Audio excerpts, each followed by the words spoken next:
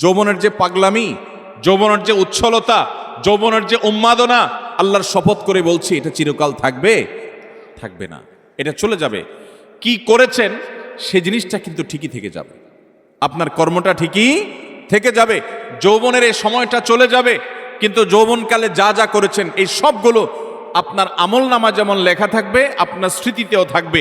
আমলনামার কারণে আপনার আখিরাতে শাস্তি হবে, আর স্মৃতিতে থাকার কারণে আপনার পরবর্তী বয়সে আপনাকে অপরাধবোধের অদৃশ্য দাহনে আপনাকে জ্বালাতে থাকবে, অস্থিরতা আপনার মধ্যে কাজ করতে থাকবে। অতএব যৌবনকালে এবং যে কোনো বয়সে আমরা কোনো মানুষকে অপমান অপদস্থ করব। কোনো মানুষ বিপদে পড়েছে, হয়ে গেছে তার দ্বারা একটা কোনো সমস্যা, আপনি চান্স পেয়ে এবার তার 14 গোষ্ঠী উদ্ধার করা শুরু করলেন না ভাই, এই সময় হাত বাড়িয়ে দেন, পারলে তাকে সাহায্য করেন।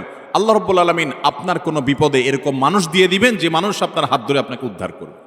চেষ্টা করবো না ইনশাআল্লাহ?